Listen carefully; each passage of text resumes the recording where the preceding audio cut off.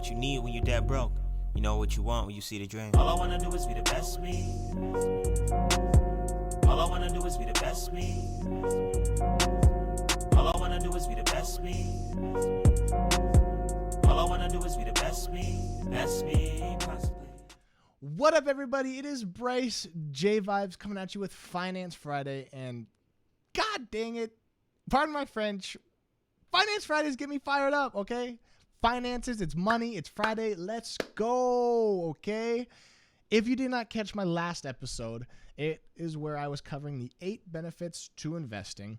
And so if you have not checked that out, definitely go check that out. It's a lot of good stuff. It's a good introduction on why you should start to invest.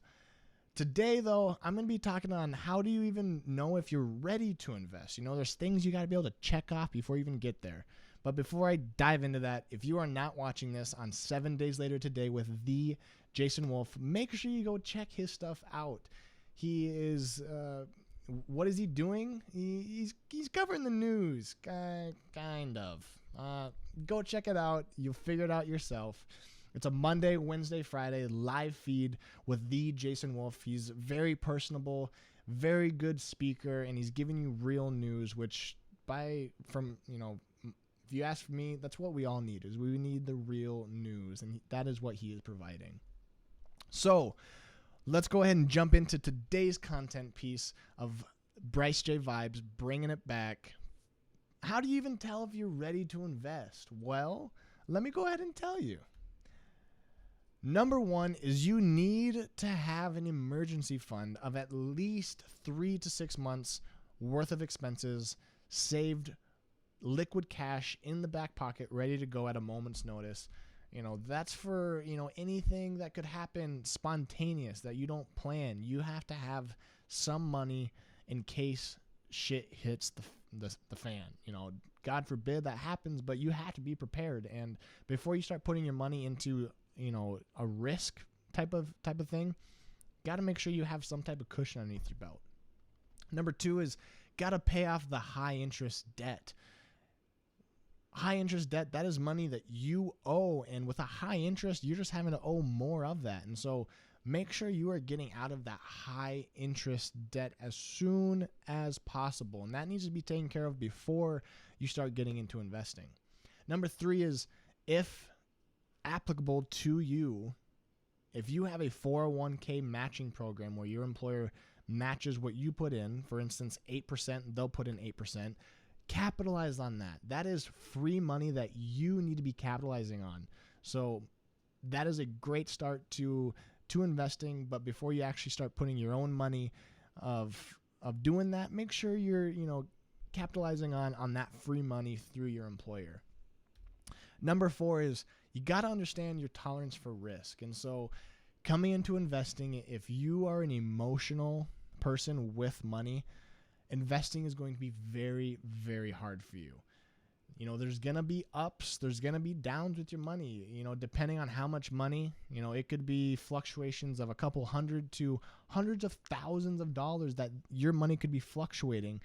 But you need to realize going into this that it is not a get-rich-quick scheme. Of course, there's types of investing that you can do to have higher returns in a quicker manner. But the type of investing where the wealthy of the wealthiest get, it's a slow process, and that's just letting your money work for itself and compound interests to take effect. So don't go into this thinking it's going to be quick. Let your money be. It's a long-term thing. Just do not be emotional coming in. Number 5 is determine your investing strategy. You wouldn't be going into the Super Bowl as the quarterback, literally blindfolded throwing it. You would have a game plan on how you're going to be approaching each and every play. And that's just simply, that relates directly into investing. On when you are getting ready to invest, you need to know your investing strategy. You need to know your asset allocation. And these are things that I'm going to be covering over my content pieces on why you should do this versus that, or why you should put your money in this versus that. And just make sure when you start out in investing, make sure you got a game plan. And number 6, you got to educate yourself. That is an ongoing process, literally for your entire life. you need to constantly be bettering yourself. You need to be constantly becoming smarter, and coming into investing, got to be educated. And that's why, I'm here to help, and I got people that are helping me. And it's a scary thing to do if you're not educated in it. So make sure you're educated when you start to invest.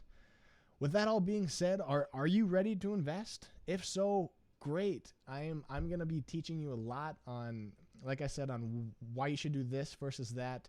And I'm going to be kind of giving you a step-by-step guide through finances, through investing. And I'm very excited about this. I'm very passionate about it. But until next time, before I pass it over to the Jason Wolf, please, everybody, work smoothly, be grateful, and simply smile. Okay? So, moving it over to Jace, back over to 7 days later today. Jace, take it away. But until next time, work smoothly, be grateful, and simply smile. All I wanna do is be the best me. All I wanna do is be the best me. All I wanna do is be the best me. All I wanna do is be the best me. Best me.